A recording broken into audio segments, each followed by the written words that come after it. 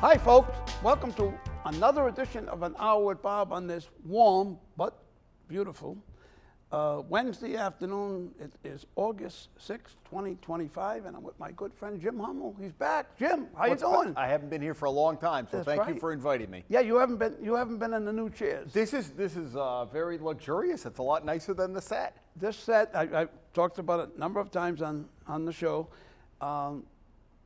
Jay Leno does a beautiful, unbelievable act. An hour and a half he did at PPAC one night, and after they sat at this set, which was brand new. Did Jay Leno sit in this chair? Jay Leno sat in that seat, and he was interviewed by my good friend, and you know him well, Joe Rocco. Yeah. And he interviewed him, and the funniest thing, after the interview, they said, we're going to auction off the set now. And that included the table, this whole setup, Right. even the rug.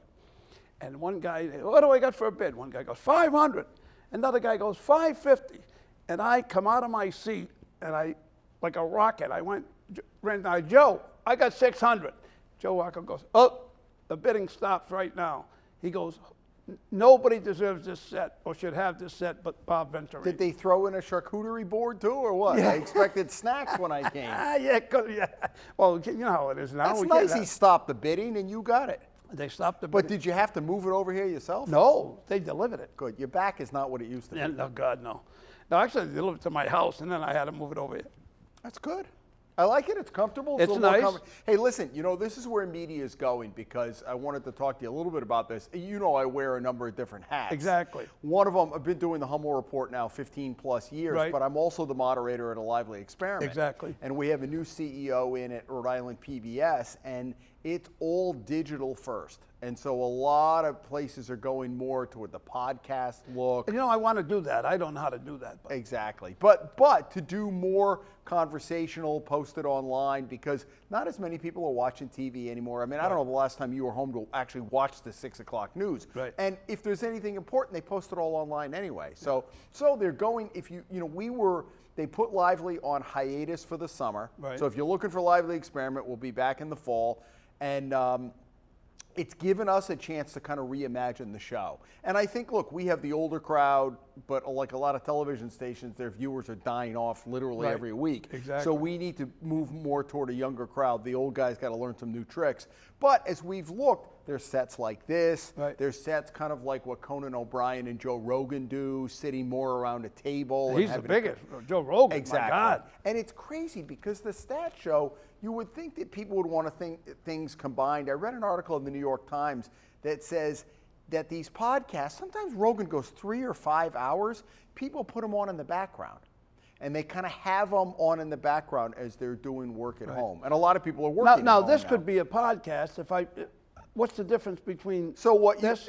How would I make this a podcast? So what you would do is, and you're doing what a lot of the podcasts are doing. Podcasts originally started out as audio only.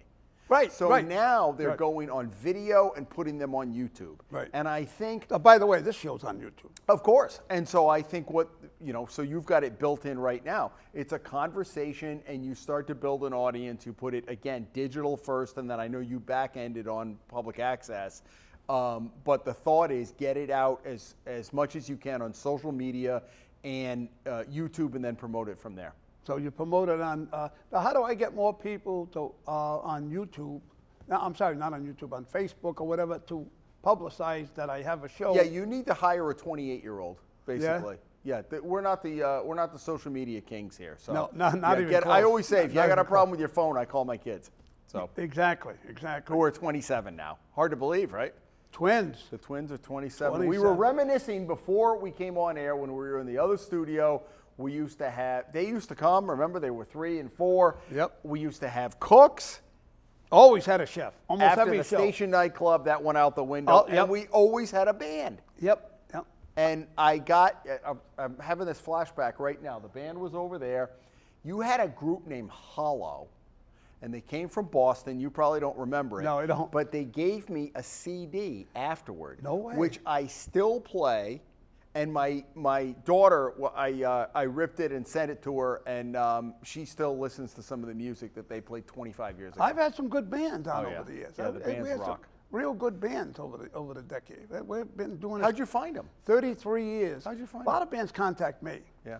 But that's why I started the show in the first place, was to promote everything Rhode Island, was to promote talent in Rhode Island, be it a dancer, a singer, or whatever. We use the term talent loosely when it comes to the guests, right? Yeah, sometimes. Talent. Well, you hold it. You're up there, by the way.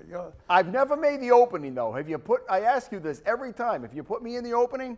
I haven't changed the opening in a decade. Yeah, exactly. Maybe you need to change the open. Have me out ambushing. Talk to these guys. Have me out ambush. Yeah, it's always somebody else's fault. Have me out.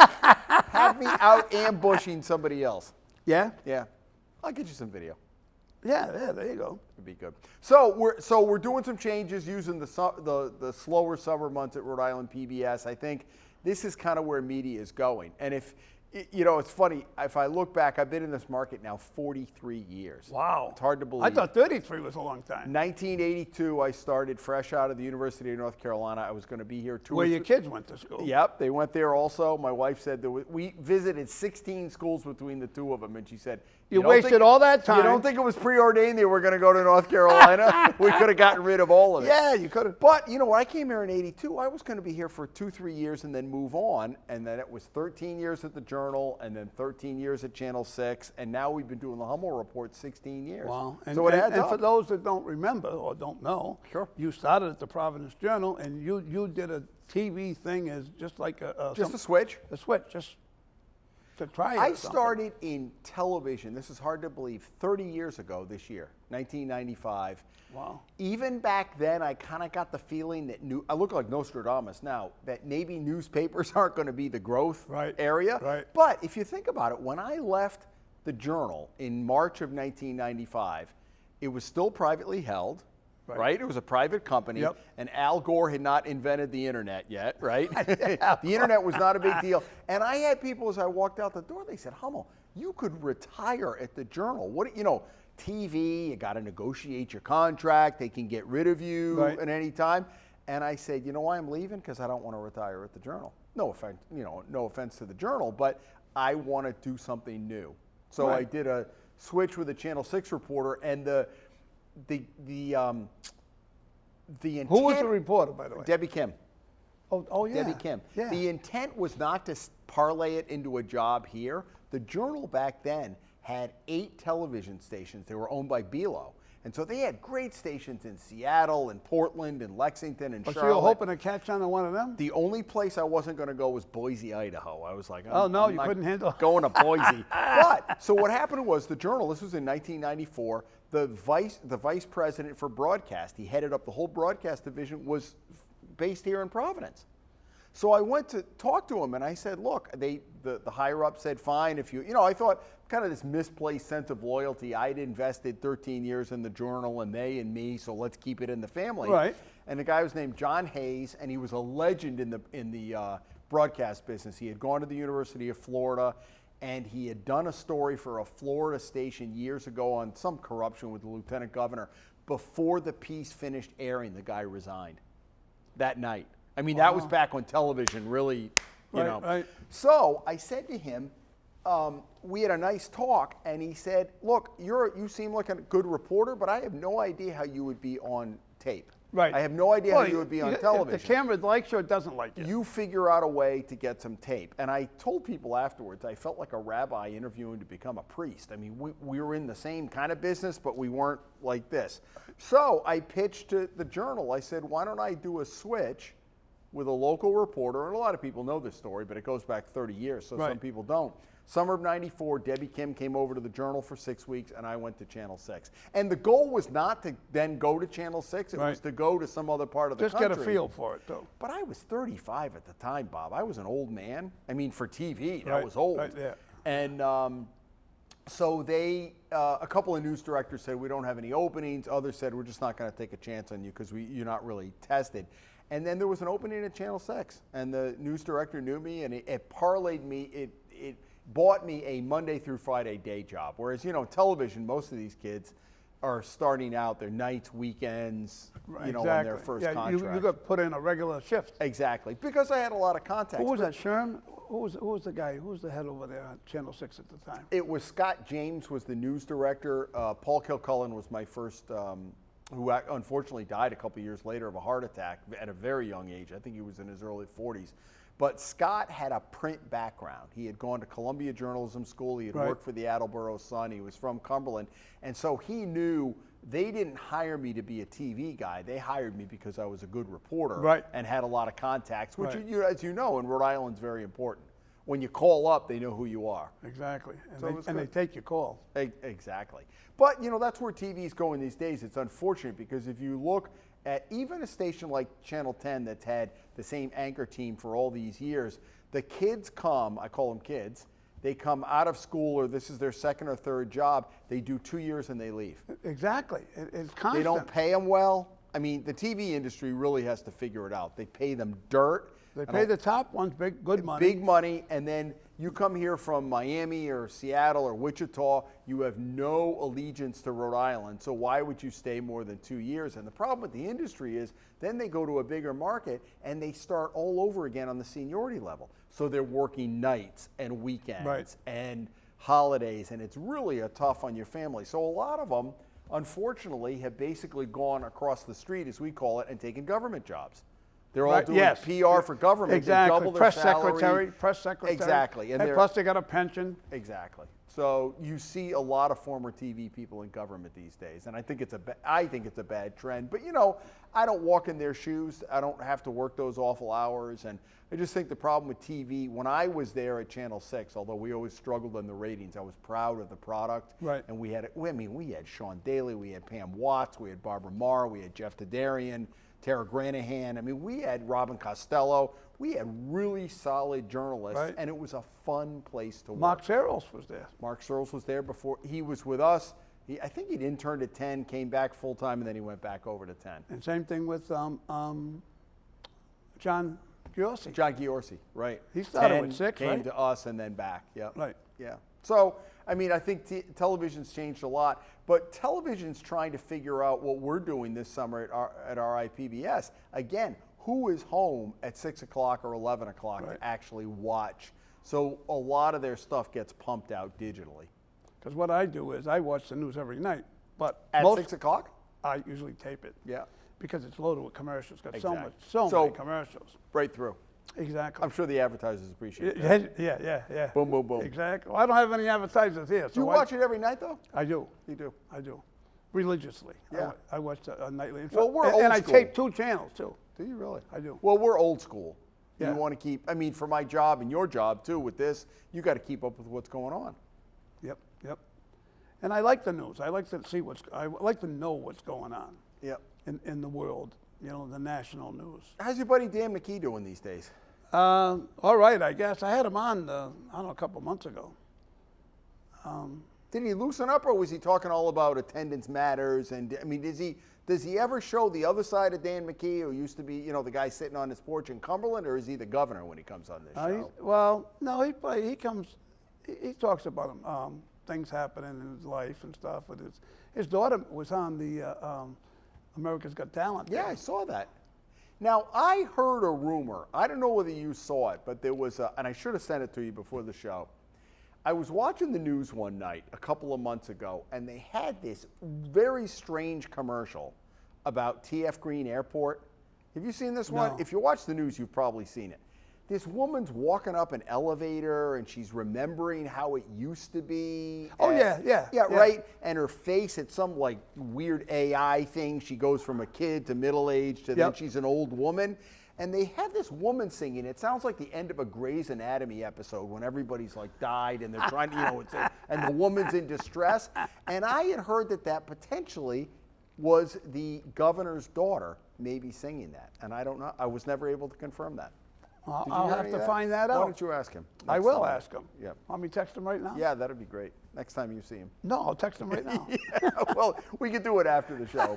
But the commercial was just kind of funny because I thought, and it only had a very, very short run. Right. I thought it was odd. It was kind of like, is it appealing to people in Rhode Island, outside of, and who's the target audience for the commercial? Well, and then it had a short run and it's off. Maybe because people thought it's a little strange. What was that other commercial? That other thing that they had, cooler and warmer there. That they had cooler and warmer. I thought the airport, and the airport's popular. I think One of the best in the country. I think small they kind of airports. stuffed the ballot box on that. You But think so? Yeah. it's because you get off and what did they spend? $100,000 on the bathrooms, which is smart. After you get off the flight, what's the first thing you want to do? Right to the bathroom. Take a leak, right? Yep. You want it, and Or if clean it's up. marble, and yeah, you're going to meet beautiful and- somebody. yeah. My daughter-in-law says that when she gets off, she's like, "Wow, the bathrooms here are great." But I thought that their ad campaign for avoiding Boston was great. You know why? I agree with that. Have you had to drive to Logan at all? I hate it. It is awful. I hate it. I've done a lot of traveling, and I do my best. I'd rather have a stop somewhere than have to go to Boston. It depends on when you leave, because if you go in the off hours, from my house, Oh, in yeah, the if you go East 2 Bay, o'clock in the morning or maybe an something. hour and 15 minutes. I took a friend last summer. He and his family were taking a cruise in Europe, and he said, "Hey, can you drive us to Logan?" I'm like, "No problem." So they were doing all that construction up there.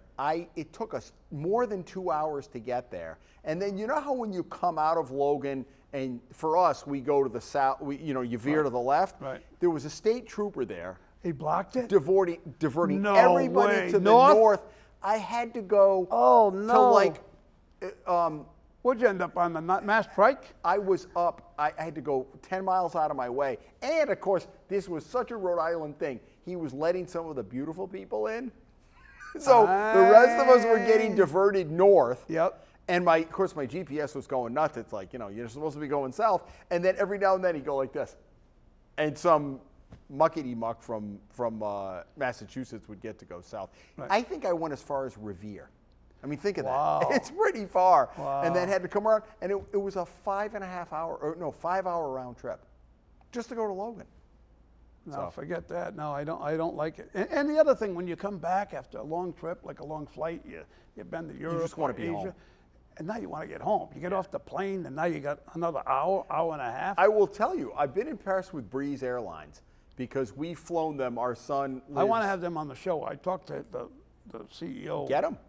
I'm going to get him on the show. You should have a guy. They should have a guy based somewhere in the Northeast, right? Yeah. Or at least he comes and visits. He comes right? and visits, yeah. So our son stayed in North Carolina. He did undergraduate and then he got a physical therapy degree. So now he's working in North Carolina as a physical therapist, both he and his wife.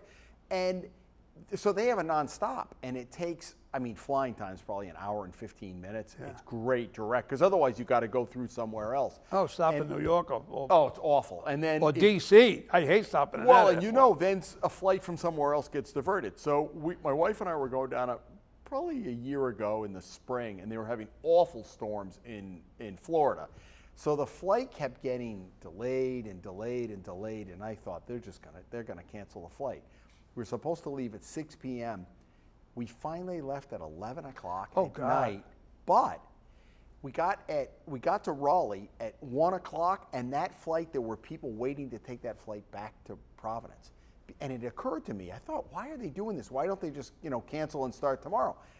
They don't have as big a fleet as Southwest or American or United or Delta. They can't make up for that it. plane had to be in Providence the next day. Right. So they made I don't know what they did with the flight time and the hours and whatever. They made every effort. to And get the it. planes are cleaner too. Yeah. Because they're new planes. Yeah. Have you flown Breeze? No. Yeah, you really should. And they go to Raleigh, they go to Norfolk, they go to Nashville. Pittsburgh, They go to Nashville.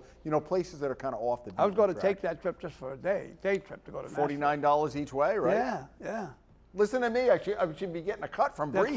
That's right. No, but they have been, and they've made a commitment to being in Providence, which I think is good. Because Frontier tried to do it a couple years ago. I was just going to say that. And I have a college classmate who is a pilot, and he worked for Frontier. So I would see him every now and then. Right. And it was funny because he flew in when they were maybe 3 or 4 years ago, and he said, "Hey, listen, I'm only going to be here for a couple hours. Let's go get something to eat." Right. So we went to that diner in East Greenwich. Is it? Oh, yeah, Jiggers? on Main Street, yeah. Yeah. Jiggers. Yeah, and I told him, he said, do you run into a lot of politicians a lot? I said, well, it's kind of a small state. We do. We walked in. Who was sitting at the counter? Link Chafee. No kidding. And we walked by, and he said, who is that? I said, former governor, former U.S. senator. He went, really?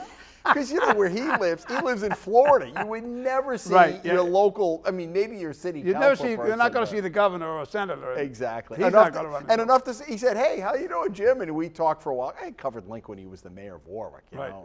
Yeah. So that was before he moved to Wyoming. Mayor, governor, and senator. City councilman first. City councilman too, yeah. Remember that? I do. He did really. I think the only election he lost was the Sheldon White House in 2006. Remember, he had a 65% approval rating. Right. But he had an R next to his name. Killer. Right? Killer in this state. Killer. Yeah. I mean, think how it's changed too. Republicans. Well, that was the other thing. He switched too. He switched his. He became an independent. Right. Then he became and a then Democrat. did he become a libertarian? No, he became a Democrat. Did he become a Democrat? I think so, yeah. Yeah, I don't, you know, some people say they see him around. I think he's primarily living in Wyoming. I don't know. I'd get claustrophobic in reverse. There's not enough people out there. You're in Wyoming, it's like you're in the middle of nowhere, right? Wyoming. Wyoming has there? Less people. No, there's less. Wyoming has, I flew through there. Wyoming has less people than we do. Is that true? Oh, yeah. Oh, I didn't realize that. Oh, yeah, we have huge. 1 million. I think they only have 600,000 or 700,000. You realize how big this country is when you go to a state like that? My son and his wife, his mother-in-law, moved from North Carolina to Montana. Oh, my God, that's 3 or even 4 bigger. years ago. So she was living in Great But Falls. that's beautiful. Montana is beautiful. So they go out there for a week, and she lives in Missoula, where the university is. But they were going to Glacier Falls National Park. Yep, It's one of the big ones out there. Yeah, that's it. So they're driving and driving and driving, and you realize now it's summertime, so it's good. But if you're in the winter and you break down, You're all done. there's no cell service. There's no heat. I'm like, what if the house run out of gas? You're all four done. below every night. Yep. It's awful. But she loves it out there. I mean, she hikes a lot, and I guess that's your lifestyle. You go across that state, 900 miles or something? It takes a long, long time. Yeah. I mean, you could probably go through, you could go from here, 900 miles is what? Here to North Carolina or Atlanta, right? Yeah. You go up mostly down the eastern seaboard. Yeah, it's 1,000 miles to the Florida border. So, 900 miles to Georgia. That's crazy. What have you been up to this summer? Not a lot. Not a lot. I've been dealing Just sitting in this beautiful Sitting chair, in this enjoying chair, it. sitting in Do you chair. ever come here like when the lights go off and like just sit here and kind of ponder life? Like, I'm in a comfortable chair. Why should I go anywhere Why else? should I leave? What do you think? I don't know. No? No, because I get bad sciatica and it hurts like hell just sitting here. Sitting here. What do you do for that? I went, ironically, 2 days ago, I went in at my pain doctor's urging, and I told him, it ain't going to work. I've done it before. What, do you got a pain doctor on speed dial or what? Yeah. I see a pain doctor. And he has me go in, get a few shots in my back, my lower back. Because what's happening is the vertebrae, most people get sciatica because their disc moves out of place and the nerve hits the disc or the vertebrae and you got pain. But usually, for most people, it goes away. You know, the disc goes back in place or the vertebrae open up again, but I don't have any vertebrae in that spot because I've had 5 back operations. So, Wow. so now it's pinched all the time. Ugh. So I drive like this. When I drive a car, awful. this cheek. I keep it off the chair, off the seat. Yeah, the trooper must be wondering, what's he doing over there? Yeah. I had sciatica for about 6 months when I was in my early 30s. Right. And it was I don't know why it came, I don't know why it went. Right. It was as I was dating my wife. My father-in-law to this day thinks I have back problems. He's like, don't let Jim lift that, he's got a back problem. And I'm like, Bill, it went away like 33 years ago. And all I remember about it, and of course you know, but it's a little bit different for everybody, it would be this stabbing pain that would come out of nowhere at any point. So I was either DePrete or Sunland was the governor back then. I was in the stateroom, like for a press conference, and he was right in the middle of saying something, and I went, ah! Oh, no kidding. Out loud? I'm grabbing my butt. It was the early stages, and he's like, what's going on over there?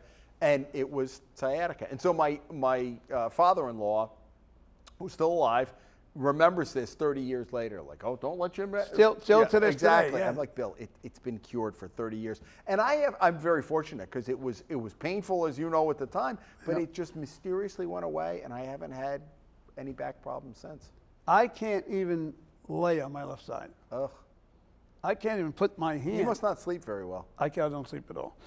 No, I don't sleep at an hour, 2 hours at a time. Yeah. If I turn over, it wakes me right up. It's just like somebody. Yeah, the pain's got to be awful. Oh yeah. Isn't it too bad they can't do back replacements? They do hip replacements, they do knee replacements, Yeah. they do elbow replacements. Well, I haven't had good luck with that either. Yeah, I know. Well, I've had this knee replaced 3 times. Yeah, knees are tough. Yeah. Yeah. We were talking off air before. I had a hip replacement in, Opie's getting a little older. I had a hip replacement right on cue. I turned 65 in January, that a hip replacement in February. No kidding. And it's amazing. I was down, here's another plug, University Orthopedics. Although they do this everywhere, I went in at 7:30. I was out by 2:30 after walking a flight of Same stairs. day you went home. Yeah. And See, it doesn't work that way with no, knees. with knees, they want you there a while longer. But hips have changed a lot because probably in 20 years ago, they developed what they call the anterior approach. So they come through the front. And that's when you were able to get up more. Like if you had a hip replacement 25 years ago, Well, you'd they be in the cut you- hospital. oh, yeah. You'd be in the hospital for 4 or 5 days at Absolutely, least. yeah. And the recovery would be a lot longer. My doctor, they had some in-home physical therapists the first couple of weeks, which was fine. It was February. And then I said, do you want me to go to outpatient? He said, I want you to walk. So I did 10 minutes, I did 15 minutes. No physical therapy? No physical therapy. I did 30 minutes, I did 4. The dog was loving it. The dog was getting 2 Yeah. walks a day because my wife, our dog is in Olympic shape. My wife gets up at 3:30 every morning, 3:50, What? and walks the dog 4.5 miles. Cut it out. This dog is... Still today? Oh, yeah. Every day. Every day. She'll take a day off occasionally. 3:30, 3:45. 3:50. That's why she likes the winter better than the summer because she doesn't like walking in the heat. But so the dog's like, I would put my shoes on at 11:30, 12 o'clock, and she'd be like, great, another walk. So now every time she hears my shoes go on, she's like, oh, we're gonna walk, and she's kind of gotten I'm not walking as much anymore Right. because I'm back to swimming. They wouldn't let me swim that's my main form of exercise. They wouldn't let me swim for 3 months. But all he did was walking. There was no outpatient therapy. Wow. So, yeah. It's weeks for the knee. Oh, the yeah. outpatient And my therapy. brother had a knee replacement that went a little sideways, and he's Well, still... my first one went sideways. I Still ended has up problems. 86 days in the hospital with an infection. Awful. Awful. And then I got a new knee, and I was complaining from day one after I got the new knee, and the doctor said, oh, you're older now, it's going to take long, a month, 2 months will buy. Doc, it's still killing me. Oh, it's taking a little longer, 3 months, 4 months. Doc, it's killing me. Oh, it's going to take longer. 14 months later, I go see another doctor in Massachusetts. He says, you know, your knee, your femur is not connected to your knee. He said, how long have you been walking like that? I said, a long 14 time. months. Yeah, exactly. That's awful. So I had the third one put in, and now that's... So you're out for the Boston Marathon next year, right? That ain't happening. All right. Nope, no Boston. Just what And speaking of swimming, I used to love to swim.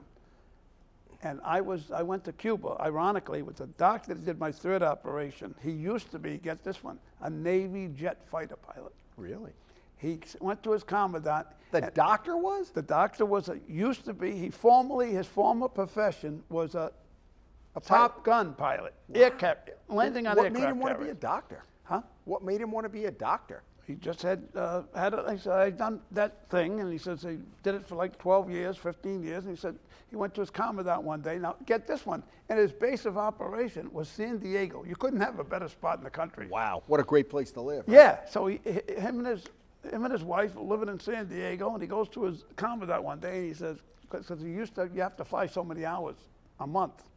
And you just shoot out towards Hawaii, get halfway to Hawaii, and turn around with the jet, F-15 or whatever it was, F-16. And one day he went to his commandant and he says, you know, instead of going all the way out there for nothing, he says, can I take the plane to Michigan? He goes, Michigan? What do you want to go to Michigan for? He said, I want to apply University of Michigan. For what? He said, I want to be a doctor. Wow. So he went to University of Michigan. He tells me the story. Wow. And he meets with the dean. And it's already too late to sign up. It's like August. So he meets with the guy, and the guy, they're talking away, and he's telling him how he wants to do this. He didn't tell him he was a pilot yet. And the dean, I guess they called him a dean, he says, well, look, we're going to have to continue this another time, maybe tomorrow or something. He says, come back. He says, well, I can't. I got to get the plane back. So He tells him the story, right? no, the dean's thinking he's just being a cheap guy. He doesn't want to pay. Right. To He have doesn't his want to ticket. change his flight. He don't want to change his flight. So the doctor says to him, no. Well, the pilot says to him, no, I got to get the plane back. He goes, well, it's only going to cost you like $75 to change the flight. He goes, no, I got to get the plane back. And that's when the guy picked it up. He goes, what do you mean? You flew the plane here? He goes, yeah.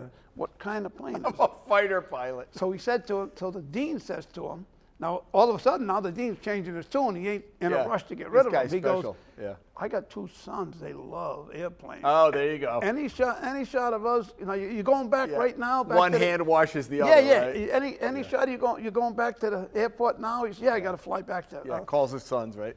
He calls his son. They Got meet into him. med school. Yeah, well, he got the kids in the plane, let them climb in the plane and everything else, and he obviously got in med school. Yeah, but the guy, I mean, clearly he wasn't a schmo with loser grades or whatever. This guy was No, top he was notch. number one. He was top exactly. in so medical you school. make a spot for a guy like Right, that. yeah. Because everybody will say, where did you go? The University of Michigan Med School, right? It's great advertising. Right, and then, so I ended up going to Cuba with him. Okay. During, when Trump's last. Was that one of Bob's adventures? Yes. Okay. He asked me if I wanted to go. Of course I want to go. Yeah. And this is during Trump's last year in, I think, his first time around. And they'd opened up Cuba, right? No, he shut it down. Wow. He said nobody's going to Cuba. So how did you get in? I don't know. You didn't ask any questions.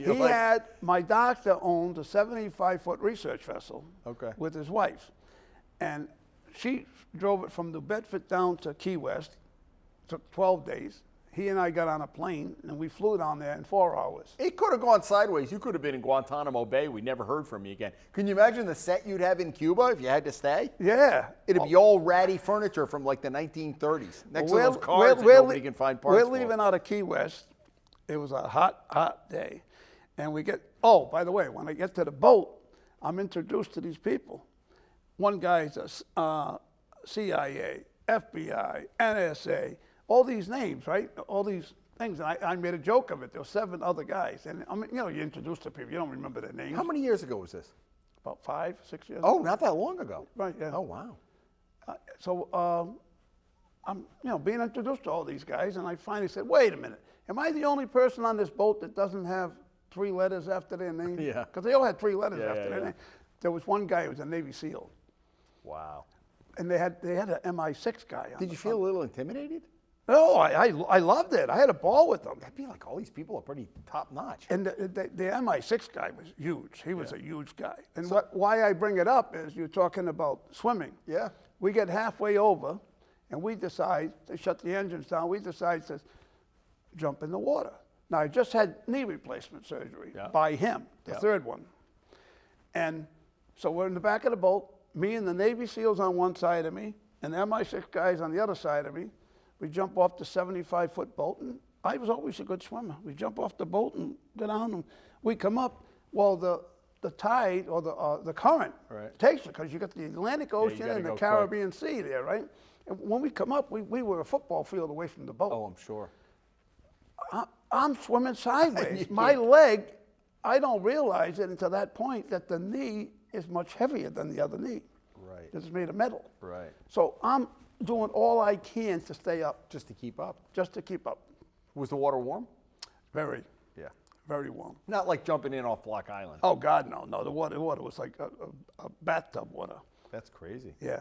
So, I What mean, an if I was experience. alone in that thing, I don't think I would have made it back to the boat. They swam on either side of me. And in fact, they actually threw me the guys on Yeah, the boat. to get a little ride, right? Yeah. That's great. So how long were you in Cuba? 10 days. Wow. Oh, it was great. It was great. We're walking, people saying, weren't you intimidated walking around in Havana? I go, are you kidding me? Well, you got all the special forces I'm in the guys front around too, you. by the way. I walked in. I take it you were videotaping too, or Yeah, what? yeah. That's great. Yeah, I showed it on TV. What a great show. Yeah, I had the MI6 guy who I became very friendly with on one side of me, and the Navy SEAL, and I'm still in touch with them on the other side of me. They both have private security jobs. Wow. The guy, the MI6 guy, he had, who's the guy that did the Gladiator, the original Gladiator? Russell Crowe. Okay. He did security for him. He also did security, the girl that did the movie Assault, Brad Pitt's ex-wife. Angelina Jolie. Jolie, yep. He did security for him, and I called him one time. He said, "Where are you now?" He said, I'm in Egypt. He's doing security for somebody else, and the other guy does security for the guy that L Brands. Guy's $8 billion he's worth. How'd you find the doctor? The guy lives in Mass. How'd you find him? Yeah, he's in Dartmouth. Is he a knee specialist or? Oh yeah, that's what he does. Yeah. Yeah. Yeah. I happened to. I asked around, and somebody suggested him. Yeah. That means you had to drive over the bridge and back, right? I got to tell you, those of us in the East Bay, my wife and I just heard on the radio today, I was driving in, that they were talking about the lawsuit, that even if it goes forward, it's not going to happen for another 2 years. To 2027, November of 2027. So my wife's been at Rhode Island Hospital 40 plus years, right? And they send you those notes that say, your expected retirement date is, and it's March of 2028, which is when she's going to turn 65. And that seems so far away. Right. Well, now it's not so far away, right? 3 ways.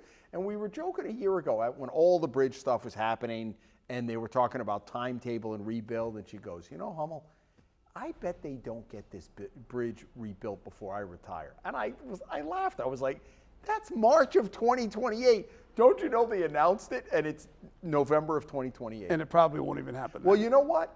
I'm the only one in Rhode Island who probably thinks this, but I think they got to do it before the election. Not before the election, but they underpromised and they're going to oversell. Right. Because this is a national company, Walsh. They've built projects it's not like they've got Joe Schmo out of East Providence. Right. This is a national with all due respect to East Providence, this is a national company that's done these big projects. And to have 3 years, I think what's going to happen is it's an incentive-laden contract. Oh, absolutely. I think they're going to come in earlier in 28. They're going to earn more money, and then whoever's the governor at that point, whether it's McKee getting reelected or whatever, then they can say, "Oh, well, look, the election's in 2028, right? 26. Oh, 26. What am I saying? Yeah. So he's going to either be midterm, right? That's right. or he's going to be out. So we'll see. But the whole bridge thing, I think it drives people nuts. And we'll see whether that's reflected at the polls next year. Well, the sad thing is, it wasn't his fault. No, but he owns it now. Absolutely. And so I think the frustration is, and I was listening to Matt Allen on the way in. Me too. I would much rather get accountability than money. I agree. I mean, so who cares? So they win $50 million. Right. Who cares? It's a $14 billion I want to know budget. whose fault it was. I had an interview with Joe Sicarci that I did for Rhode Island PBS. We did a 30-minute sit-down interview in the House Finance Committee room, and one of the questions I asked was about the Washington Bridge. And I said, I didn't use the word lame, but you had some pretty non-effectual oversight hearings. They did one in that room where we were sitting right after the bridge closed. And I said, why didn't you? And then the playbook has always been, well, we filed the suit, we can't talk about it. And that's all bull crap. Yeah, that's what we're on cable, right? It's and YouTube, so no big deal. So why didn't you issue subpoenas? Right. Oh, that's a dramatic thing to do. What could be more dramatic than a third of the state every day? And my wife, who I said works at Rhode Island Hospital, I have flex schedule and I can work around the bridge. But she's got to go over it every She goes day. in at 7 a.m., which is fine, going westbound. Right. 5 o'clock every weeknight, a 15-minute ride is now a 50. Right. It's just wasted time.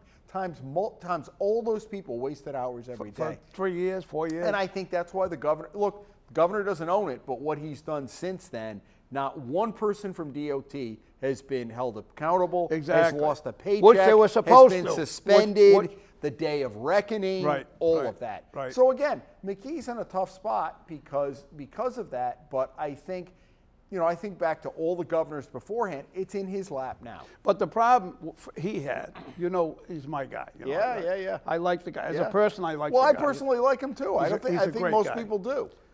But he should have held somebody's butt to the fire, is what he should have done. Yeah. But I understand his problem with doing that, because who would have taken over if they, say it's Alviti. Right. A lot of people think Alviti's the guy that should have went, right? Right. But if you did get rid of Alviti in the midst of this thing, who's going to want to take the helm at that point? Well, there's that, and then there's also if they knew a lawsuit was coming, the state's case is based on liability on the outside contractors. Right. If you start holding people or firing people within DOT, Right. Then they go to them. The defense will go to them. and the lawsuit says, "Hey, It's him. It's them." Why did you fire him? You fired him but because because they and so that proves our case that it wasn't Right. us, it was the That's state. right. I That's just right. think the state's in a really tough position. And again, I agree with Matt. I would take I- accountability absolutely. over the money. Absolutely. And What- I also think that would have done a lot for the governor's.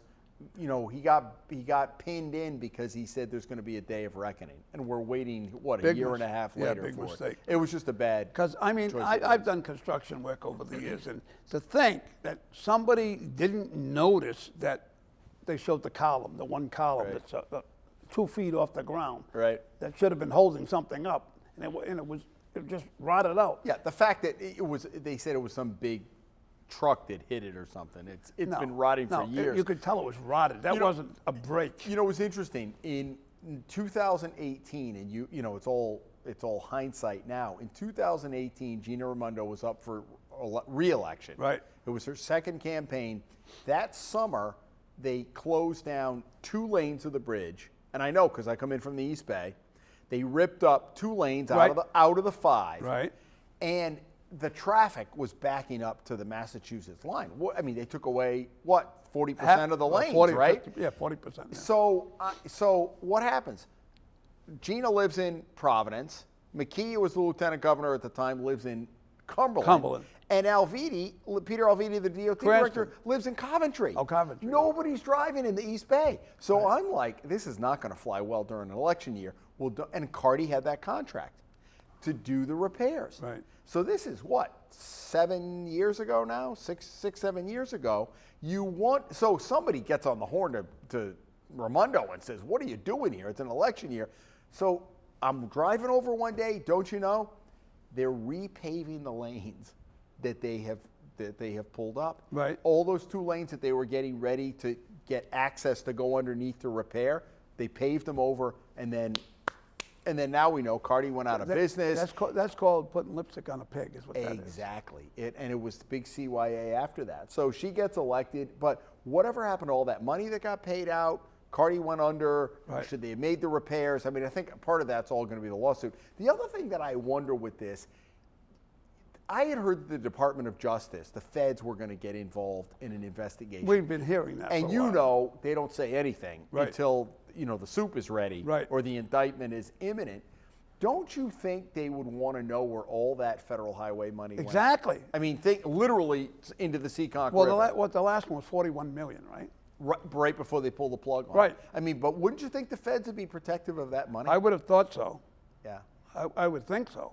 So we'll see what happens, but I think that bridge is going to be, and you look at, so McKee's got that issue, and then Joe Sakarchi's we look at the governor's race, Joe Sakarchi's got $3 million, but not many people beyond the inner Politics circle know him. know who he is. Right. Good guy. Real nice guy. Yeah, I sat with him in this, you can look at it actually if you haven't seen the interview. I sat with him and pushed him a little bit. He likes to filibuster. He's a nice guy, but he goes off on some policy thing. You have to keep him focused. But why would you want to be the governor when you already hold the most powerful position in the state? The governor of Rhode Island is the least, has the least amount of power In the nation. No line item veto. Right. I mean, he can. That whole deal that I was there that day that the Governor McKee said, I don't like this budget. I'm going to say it, but I'm not going to veto it. And I thought he probably should have vetoed it and pull everybody into a hot chamber, Right. even if he was going to get steamrolled. Because, Don Kacheri and Link Almond learned that as Republicans. You can use the bully pulpit only so much. And I think it was either Kacheri or Almond vetoed one budget. Yes. And then they called everybody in and they got steamrolled, and they're like, well, we need to figure out another way to get But our at least message. that takes him off the hook by doing that. Because when he's running for governor, let's say if Sakarchi runs, Yep. hey, I didn't include 2 more cents on the gas tax.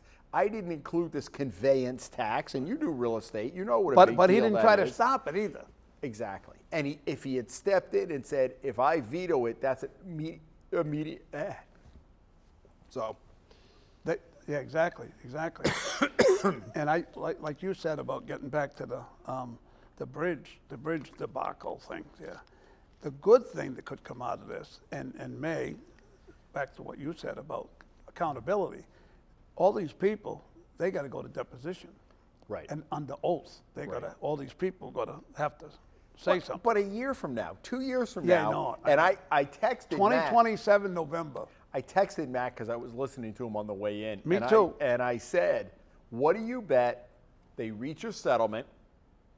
Because these companies are multi-billion-dollar companies. They don't want to be tied up in They it. reach a settlement, Yep. and part of the deal is that they don't talk about any specifics. Yeah, no liability. No, So we're not admitting anything, yeah, but not we're going admitting to pay nothing. X We're going amount to of pay. dollars. We're going to pay 10, 20 million. You think that's a possibility? I think it's a strong possibility. And then it's going to be 2 years from now, so you're going to have a whole pile of people in Rhode Island who don't really know the whole history of it. You know, Right. you got people moving in. Hey, why was that bridge closed and whatever else? Yeah. And there could be a different governor. Who knows? I don't know. I don't see Sakachi running unless something really big happens. So then it comes down to McKee and Folks. I think. And what do you think about the pros and cons on each? Well, I think Dan McKee's numbers are way down. Right.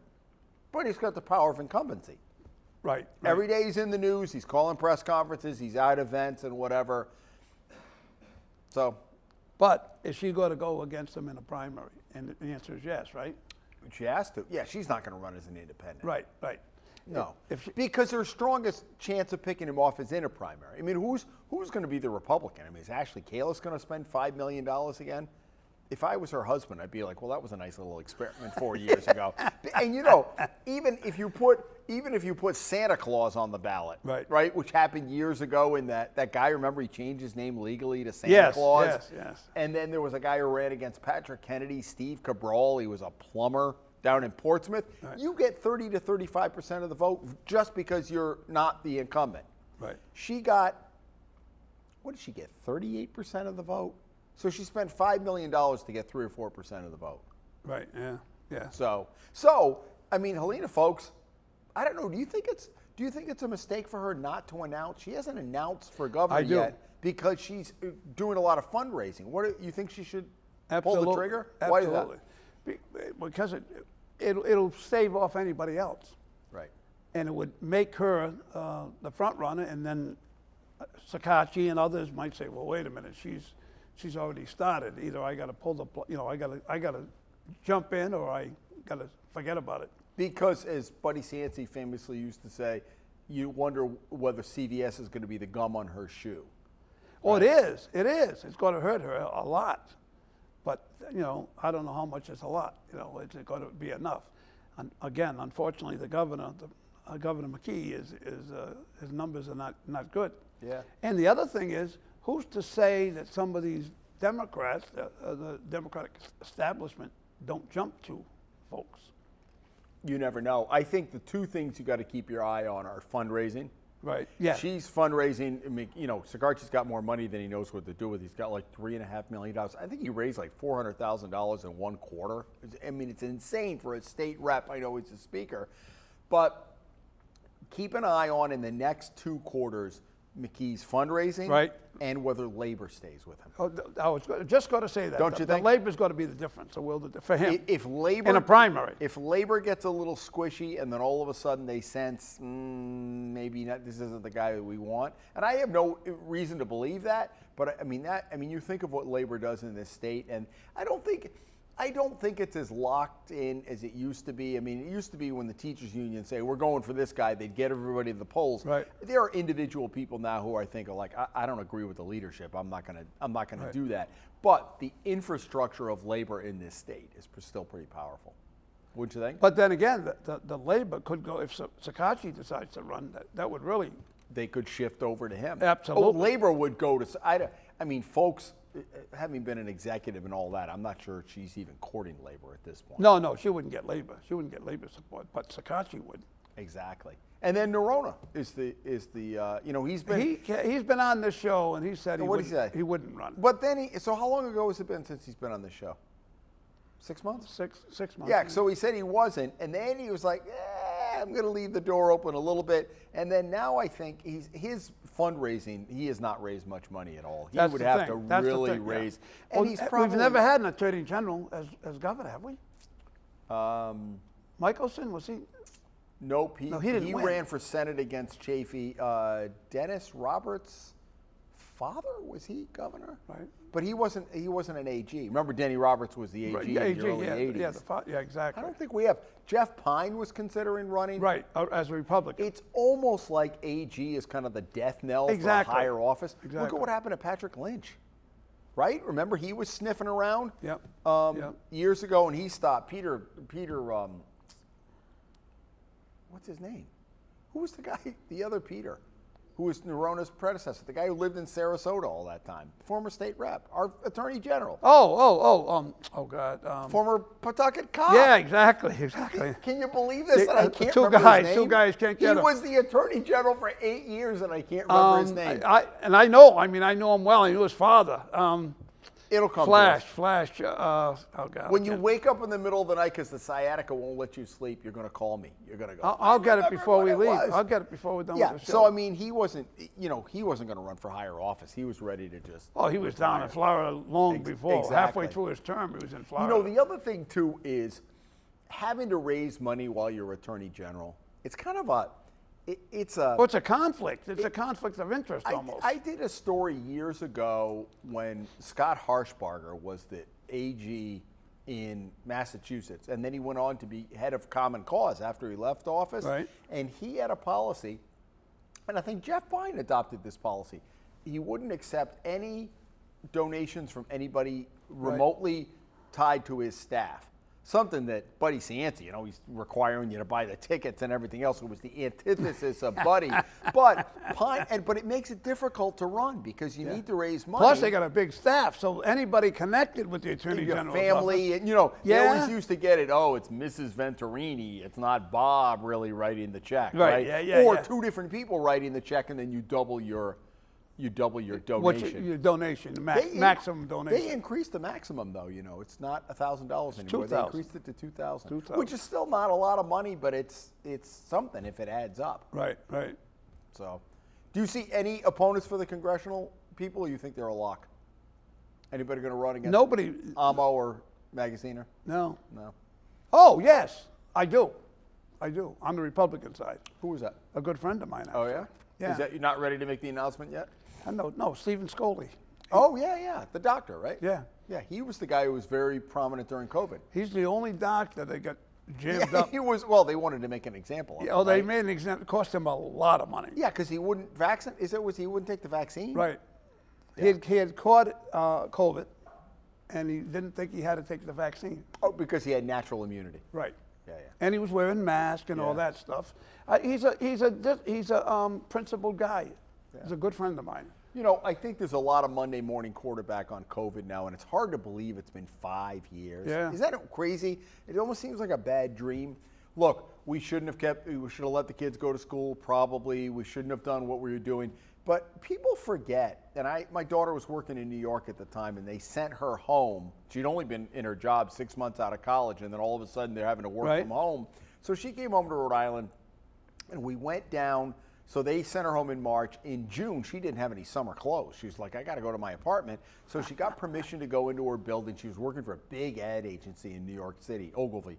And we walked in, and it was like a time warp. Everybody's calendar said March. There was like a half-eaten granola bar on somebody's desk. Somebody else had a not parka. let anybody in there in 6 months? Nobody had gone back in March. This was 3 months, but nobody had gone back. So we were a little late. She lives in Brooklyn, in the south part of Brooklyn. So I said, let's go across the Hugh Carey Tunnel and let's drive the length of Manhattan. So we did. And nobody was there. I mean, it took us. I'm so mad at myself for selling. I had a 40-foot RV at the time, and I sold it. Oh, what a dumb thing to do. Around, I could have drove across the country and had a ball. Great, and no traffic at all. There was like 20% of the cars on the road. So we're driving from the Battery all the way up to almost to Harlem. And it's about 7 o'clock, and we didn't time it this way. And all of a sudden, I'm hearing these bells ringing. And I'm like, what is that? Well, it was those two hospitals, Presbyterian and another one in Midtown Manhattan. Every night at 7, people would ring the bells, Right. and the neighbors would come out and they were clapping. People don't remember. They had makeshift morgues in the parking lot. Thousands of people were dying. They were concerned about, now clearly it was more older people who got COVID, Right. but I mean, the Monday morning quarterback, the vaccine and all this, we're right in the middle of a crisis and people are making decisions on the fly. So to me, and I understand Scully was principled about it and he didn't want to do it, but I think it's easy now to look back and say, those were all wrong decisions at the time. You're in the middle of an unprecedented healthcare crisis. Right. What are you going to do? But who was it that was saying, what multi-billionaire was saying, heard him let the natural Immunity. immunity, The natural immunity. live out, and he was also suggesting that we got to get rid of some of the population. Who was that? Yeah, I know who you're talking about, but yeah, and people are like, kind of like the survival And of he the was fittest, saying right? by giving them the vaccine. the vaccine, it Yeah. was going to kill a lot of people. Yeah. That's what his mindset was. I think the people who I feel worse about is the kids at that time who were getting, and I have a good friend whose daughter, kindergarten, first grade, they didn't get socialized the way you normally Exactly, would. exactly. Having that fight on the playground where you kind of get used to dealing with kids, or just being in a classroom of 20 kids or whatever. They had to learn, and how much learning was really going on at home. Right. Exactly, yeah. So there's a whole generation. But I think the decisions, I'm a little bit more forgiving in the middle of the crisis for the decisions that were being made. I understand why Dr. Scully did what he did. And now you're seeing all of that undone with they're hiring people back who didn't take the vaccination. Remember, Right. they all got fired.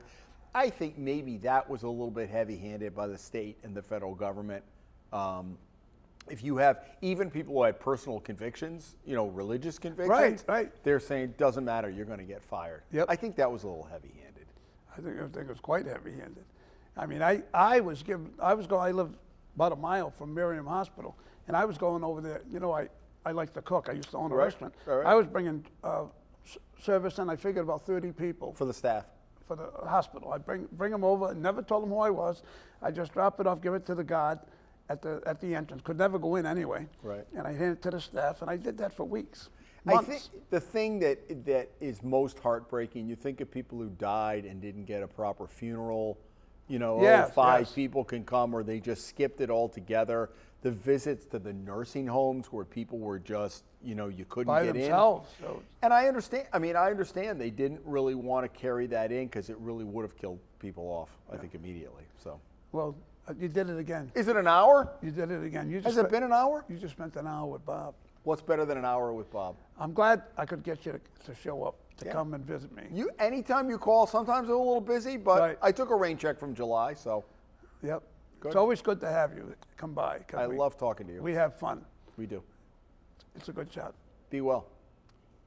You too. Yeah, try. You got another 20 years. Yeah, I don't know. Every day's a blessing in my mind. Yep. It is that. It Yeah. is that. Good. Well, thank you for spending an hour with Bob, Jim Hummel. And folks, thank you for spending an hour with me and Jim Hummel. Till next time. See ya.